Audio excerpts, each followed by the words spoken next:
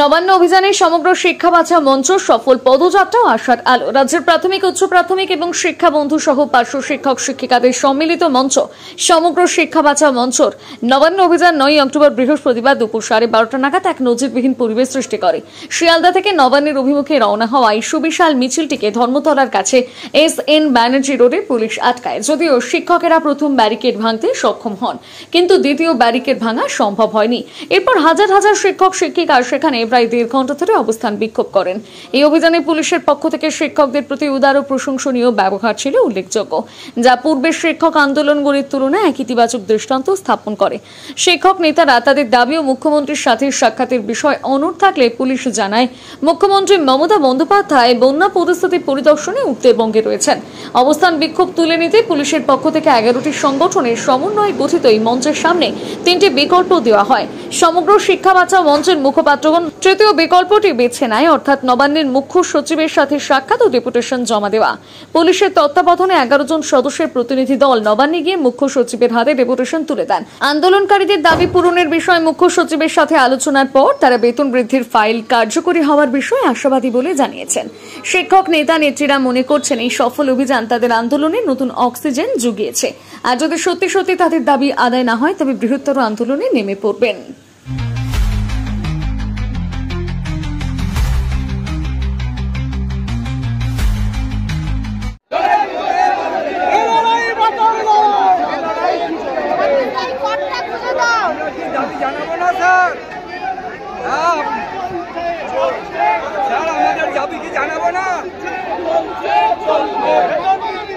এখানে পড়েছে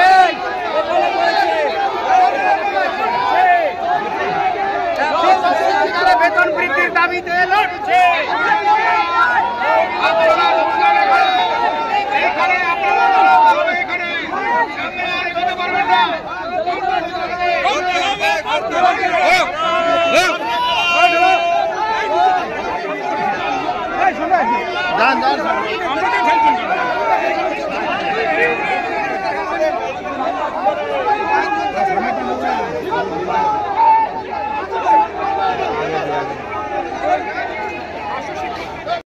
নামটা বললাম না, তো তার কোন উদ্দেশ্য ছিল জানি। পশ্চিমবঙ্গ সরকারের সমস্ত পুলিশ কর্মী এক নয়, একরকম ভাবে চলেন না। তাদেরও দিয়ে রাখি, তারা আন্দোলন করছেন, তারা সুপ্রিম কোর্ট করেছেন।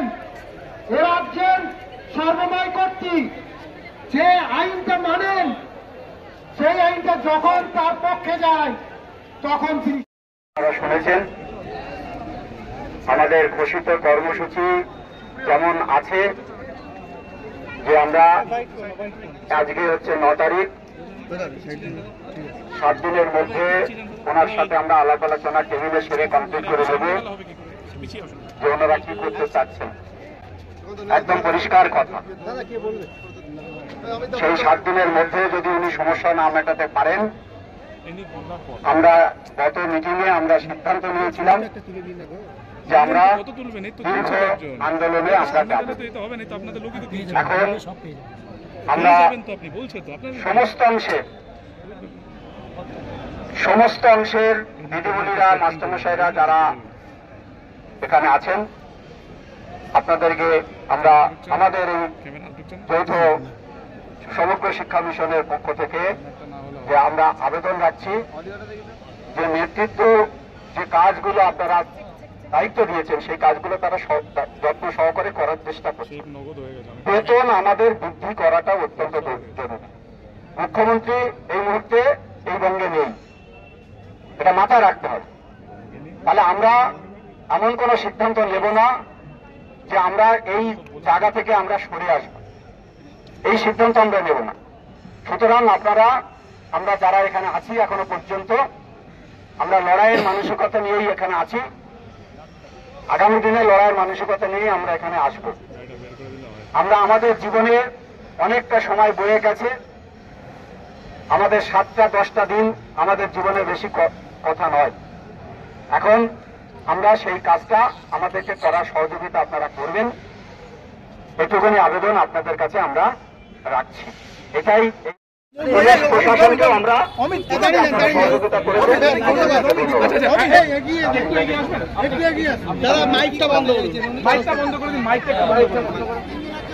আচ্ছা, সেটা হচ্ছে আপনারা তো আজকে নবান্নে গেলেন, আপনাদের 3টে দাবি ছিল। নবান্ন থেকে কি আশ্বাস পেলেন এবং আপনারা কি আজকে উঠে যাচ্ছেন?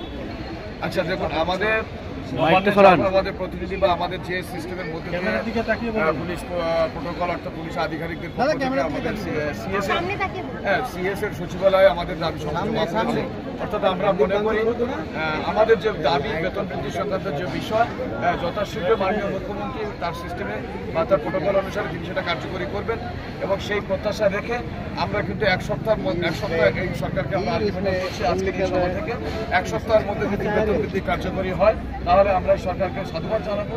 যদি 1 সপ্তাহের মধ্যে আমাদের বেতন বৃদ্ধি সংক্রান্ত বিষয় সরকার যদি সিদ্ধান্ত না নেন তাহলে আমরা কিন্তু মানুষের যে গণতান্ত্রিক অধিকার সেই গণতান্ত্রিক অধিকার হিসেবে আমরা রাজপথে আমরা আবার নামতে পারবো। এখন কি আপাতত কর্মসূচি? আজকে আপাতত আমরা কর্মসূচি তৈরি। আপনার নাম? আমার নাম রাজকুমার লস্কর, সমগ্র শিক্ষা বিষয় আন্দোলন।